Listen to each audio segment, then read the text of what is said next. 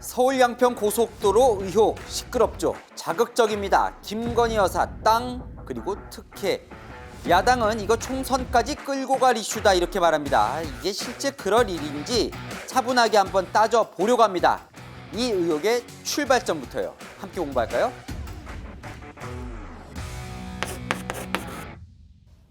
안녕하세요. 동행간 뉴스터디 동정민 앵커입니다. 자, 서울 양평 고속도로 지금 전국의 해구로 떠올랐습니다. 17일이죠. 다음 주 월요일인데 원희룡 국토부 장관이 국회에 출석하면서 여야가 아주 거세게 맞붙을 것으로 보입니다. 자, 민주당에서는요. 이거 총선 때까지 끌고 갈 이슈라고 말합니다. 왜냐? 소재가 다 구미에 맞는 소재라는 겁니다. 김건희 여사 그리고 땅. 이게 정말 사람들이 관심이 많을 소재라는 거죠. 그리고 특혜. 자, 그 전에 김건희 여사 관련해서 지금 남아있는 이 도이치모터스 주가 조작 의혹은 어렵다는 거예요. 네. 근데 땅 얘기 나오니까 이건 뭔가 쉽다. 사람들이 구미에 딱 당긴다라고 생각해서 맹공을 퍼붓는 겁니다. 그래서 고속도로 게이트 TF 꾸리고 뭐 각종 TF 해서 이제 특위 꾸려서 이제 공격을 시작을 했습니다. 자, 원희룡 장관이 이 속내를 이제 간파한 거죠. 그래서 뭘 던졌습니까? 백지화를 던졌습니다. 백지화. 아예 안 하겠다는 거예요. 자, 뭐 노선을 어디로 정하든 김건희 땅 특혜로 공격할 거 아니냐. 그러면 우리 임기 내에 아예 안 하겠다.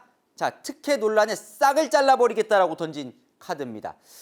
자, 윤석열 대통령까지 모두가 물러설 수 없는 싸움이 시작됐습니다. 이거 간단한 문제 아닙니다. 지금부터 하나하나 살펴보겠습니다. 자, 서울 양평 고속도로가 뭔지부터 공부를 좀 해봐야겠죠. 아직 없는 겁니다. 아직 만들어지지 않은 거예요. 2031년까지 만들려고 이제 계획을 세우고 있는 겁니다. 15년 수건 사업이라는데 볼게요. 자, 여러분 6번 국도 아십니까? 지나가 보신 적 분명히 있으셨을 거예요. 자, 인천부터 시작해서 팔당, 뭐 양평, 여기 지나면 횡성, 그리고 강릉까지 이어진 6번 국도.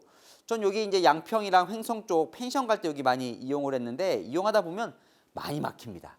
엄청 막혀요. 특히나 또 막히는 이유 중에 하나가 요즘 요것이 인기예요. 저기 조금 더 확대를 볼게요. 여기 양평 쪽 여기 이제 6번 국도 지나는 곳에 두물머리가 있습니다. 여기 남한강과 이게 북한강이 만나는 두 개의 물줄기가 만나는 머리라 그래서 두물머리. 여기가 이제 관광지로 꼽히죠. 네. 자전거 타는 사람도 많이 여기 지나가고요. 또 뭐 카페도 많고 핫도그가 또 유명하죠, 여기. 그래서 주말에 사람들이 특히나 많이 몰립니다. 그래서 많이 막혀요. 그러다 보니까 양평 국민들도 빨리 좀 이 도로를 좀 더 만들어 달라. 이렇게 해서 이제 시작된 게 서울 양평 고속도로인데 시작은요. 2008년부터 시작됐다고 해요. 그때는 민자 사업으로 추진이 됐는데 이걸 민자 사업을 추진한 회사가 좀 이렇게 흔히 말해서 좀 이렇게 자금력이 잘 안 돼서 이제 엎어집니다. 그래서 계속 얘기만 나오다가 2017년 그러니까 민자 기업이 아니라 국가가 만들자 국가 재정 사업으로 해서 이제 시작이 되는 겁니다. 자, 그러면 2017년에 이제 서울 양평 고속도로 만들기로 계획을 짜고 예비 타당성 조사를 해요. 그러니까 어느 노선이 좋을지를 이제 예비적으로 타당성 조사를 해서 나온 안이 이겁니다. 자, 경기도 하남시 가밀동부터 시작을 해서 여기 양평 양서면이 종점인 27km로 예비 타당성 조사를 진행을 하고 합격, 타당하다라고 이제 통과를 합니다. 여기 이제 두물머리 지나는 좀 가깝게 지나기 때문에 더 효과가 있을 거다.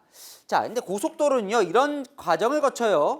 뭐냐면 지금 이제 예비 타당성 조사 통과했다고 말씀드렸죠. 그러면 이제 진짜로 타당한지 타당성 조사를 하고 그리고 이 고속도로를 만드는데 환경을 혹시 망치는 건 없는지 전략 환경 영향 평가를 합니다. 거기서 이제 다 통과를 하면 확정 짓고 기본 설계안을 마련을 해서 회사 정하고 뭐 설계 착공까지 진행되는 거죠. 자, 지금 단계가 어느 단계냐면 서울 양평 고속도로는요. 예비 타당성 조사 양서면으로 이제 결론 났어요. 그리고 타당성 조사 진행이 됐고요. 전략 환경 영향 평가. 말씀드린 대로 환경 침해 소지가 없느냐. 요거 이제 끝났습니다. 그런데 여기서 이 환경 영향 평가가 올해 5월에 공개가 됐는데 종점이 바뀐 거예요. 자, 이 결과입니다. 요거예요. 좀 클로즈업 해주시면 여기 보면 전략 환경 영향 평가 결정 내용이 공개가 됐는데 그걸 봤더니 자, 2031년 목표는 똑같은데 구간이 여기 27km가 아니라 밑으로 29km로 2km 늘어나면서 종점이 양서면이 아니라 강상면으로 바뀐 게 공개가 된 겁니다. 봤더니 옆에 김건희 여사 일가의 땅이 있네 나온 거예요. 자, 김건희 여사 일가 땅 윤석열 대통령 이미 재산 공개 내역에 공개가 되어 있습니다. 12개 필지. 그런데 봤더니 그게 아니라 일가, 그러니까 김건희 여사 엄마와 뭐 조카까지 다 하면 12개 필지가 아니라 29개 필지가 있네. 그런데 봤더니 강성면 종점 근처에 있네. 민주당 특혜다라고 공격하기 시작한 겁니다. 자, 이 예비 타당성 조사 2021년에 양서면으로 했을 때는 문재인 정부 때였죠. 자, 그때 문재인 대통령 그리고 예비타 조사가 진행되는 과정에서 국토부 장관이 김현미 장관에서 변창흠 장관으로 바뀌고 당시엔 양평 군수도 민주당 소속이었습니다. 그래서 2021년 이렇게 예타 결정이 났는데 이 양평 입장에서는 좀 아쉬운 거예요. 왜냐? 여기 양평군청이 어디에 있냐면 요쯤에 있습니다. 이 양평읍이 요 밑에.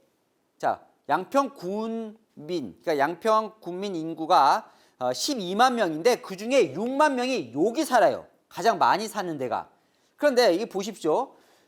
여기 양서면에 지금 종점으로 예비 타당성 조사가 됐잖아요. 그러니까 이 남종 IC는 경기도 광주입니다. 그러니까 경기도 광주에서 여기 양서면까지 가는데 이 과정에 IC가 없어요. 인터체인지. 뭐냐면 출입로가 없는 거예요. 그러니까 IC가 없다 보니까 여기에 종점을 만들어 버리니까 이쪽 사람들은 정작 혜택을 많이 못 받는 거예요. 네. 왜냐면 이 IC가 중간에 마련이 돼야 여기 출입로가 마련이 돼야 이제 고속도로에서 나와서 뭐가 이제 국도나 지방도로와 연결이 돼서 일로 연결이 되는데 그게 없으니까 여기서 이렇게 오거나 여기서 이렇게 와야 되는 거예요. 별로 효과가 없는 겁니다. 그래서 여기 이제 정동균 양평 군수가 IC를 하나 만들어 달라. 어디에? 여기 강하면에. 여기 강하면에. 그러니까 좀 내리자는 거예요. 그래서 2021년 5월에 예타안이 나온 뒤에 당시에 민주당 이 지역 양평군 지역위원장과 함께 나름 당정 회의를 열어서 강화 IC를 하나 만들어 달라. 여기가 설치가 되면 서울까지 금방 갈 수 있다고 요구를 합니다. 그래서 원희룡 국토부 장관은 이 노선을 바꾸자고 먼저 주장한 건 민주당이다라고 주장을 하는 거예요. 물론 정동균 전 군수는 뭐라고 얘기를 하냐면 우리가 종점을 바꾸자는 건 아니었고 IC를 여기 강화면에 만들게 되면 이렇게 꺾이잖아요. 이렇게 만들자 이 주장이었다라고 얘기를 하고 있는데 어쨌건 당시에 이 종점과 IC 부분이 논란이 나오기 시작한 건 이런 배경이 있는 거예요. 그죠? 그러니까 양평군 입장에서는 좀 내리는 게 더 양평 군민에겐 유리하다고 보는 여론은 있었던 겁니다. 이런 상황에서 작년 6월, 그러니까 작년 6월이 뭐가 있었죠? 지방선거가 있었죠. 그러면서 싹 바뀝니다. 그죠? 윤석열 대통령이 작년 5월에 취임을 하죠. 그러면서 새로 국토부 장관 원희룡 장관 들어오죠. 그리고 2022년 6월, 작년 6월에 지방선거에서 국민의힘 소속 양평 군수가 됩니다. 그러니까 바뀐 거예요, 소속이. 그리고 국민의힘 당시 양평 의원까지 모두가 이제 국민의힘 쪽이 된 거예요. 그러면서 이 양평 군수와 국민의힘 의원이 주장을 하기 시작해요. 바꿔달라, 종점을. 자, 바꿔달라. 그러면서 세 가지 안을 국토부에 제시를 합니다. 자, 세 가지 안인데요. 보십시오. 1안은 종점은 양서면이에요. 그런데 예비 타당성 안이 아닙니다. 어떤 안이냐면 이 민주당 소속 정동균 군수 얘기한 대로 IC를 하나 중간에 만들어서 약간 꺾인 1안. 그리고 자, 종점을 강상면으로, 그러니까 이안 삼안은 이 종점을 내리는 거예요. 왜? 이쪽에 양평 국민들이 많이 사니까. 혜택을 많이 받게 하려고. 그래서 이안은 강상면으로, 삼안은 옥청면으로 하는 이안 삼안 세 가지 안을 국토부에 제시를 합니다. 이 중에 하나를 해달라고요. 그래서 이 국토부가 아까 말씀드린 대로 올해 5월에 전략환경영향평가 결과 보고서를 발표하는데 봤더니 여기 이안, 강상면으로 종점인 안을 일단 제시를 한 거예요. 확정안은 아니지만 어쨌건 이 안으로 전략환경영향평가 내용을 공개를 한 겁니다. 왜냐? 국토부 얘기로는 이 이안이 가장 교통 분산 효과도 좋고, 그러니까 막히는 걸 가장 많이 해소할 수 있고, 환경 훼손도 가장 적고, IC도 여기 설치를 하게 되면 양평 국민들이 훨씬 혜택을 많이 받는다. 그래서 이안으로 하자, 이렇게 결정을 했다는 겁니다. 그럼 이게 어떻게 정치적 논란이 되기 시작한 걸까요? 자, 처음에 이 문제를 제기한 두 사람이 있습니다. 민주당의 강득구 의원과 민주당 김두관 의원. 6월 28일이에요. 이거 얼마 안 됐죠? 6월 28일에 강득구 의원이 기자회견을 엽니다. 그러면서 처음으로 얘기를 해요. 서울 양평 고속도로에 종점이 변경됐는데 거기에 처가 땅이 있는 거 아니야? 성실히 답변해야, 이렇게 얘기를 합니다. 자, 원희룡 장관은요, 요때까지만 해도 몰랐대요. 이게 지금 무슨 일이 벌어지고 있는지. 그런데 자, 6월 29일 그 다음 날이 뭐냐면 그 국회 국토위원회 상임위원회 회의가 열린 날이었어요. 그러면 자, 국토교통위원회 회의에 이제 장관도 참여를 하는 거죠. 그 중에 민주당 국토위원 중에 한 명이 김두관 의원인데, 보통 이렇게 상임위 회의 전에 예상 질문을 보냅니다. 해당 피감사, 하여튼 뭐 피조사를 받는 이 부처에다가 국회의원들이 나 이런 거 질문할 거니까 성실히 답변을 준비해 오세요라고 이제 예상 답변을 보내는데 거기에 이 내용이 있더라는 거예요. 그러니까 서울 양평 고속도로 종점과 관련해서, 그러니까 원희룡 장관은 이때까지만 해도 이 서울 양평 고속도로 자체를 거의 내용을 알지 못했다고 본인은 주장을 합니다. 그래서 이게 뭐냐, 이게 뭐 갑자기 무슨 내용이지 해서 실무진을 불렀다는 겁니다. 언제? 그러니까 6월 28일에 부른 거예요. 그러니까 하루 전에. 그래서 불러서 실무진에게 물어봤다는 겁니다. 아니 뭐 서울 양평 고속도로 종점이 바뀐 거야? 라고 물어봤더니 실무진이 네, 양평군 지역사회에서 예전부터 이 IC 양평군에도 이 출입로 인터체인지를 만들어달라고 원했고, 새로운 3개 노선을 제안을 해서 저희가 검토를 하고 있었고, 전략환경영향평가는 거쳤고, 그걸 바탕으로 주민들의 의견을 수렴할 계획입니다 라고 이제 보고를 하더라는 거예요. 그러면서 물어봤대요, 원희룡 장관이. 아니 근데 민주당에서 지금 질문이 김건희 여사 땅이 이 종점 근처에 있다는데 알았어? 라고 물어봤더니 실무진이 펄쩍펄쩍 뛰면서 몰랐다, 정말 몰랐다, 내가 자기가 직을 걸고 책임을 지겠다라고 얘기를 하더라는 거예요. 이거 누구 얘기냐면 원희룡 장관 얘기입니다. 그래서 원희룡 장관이 뭐라고 자기가 얘기를 했냐면 어공과 늘공의 차이다라고 얘기를 했다는 거예요.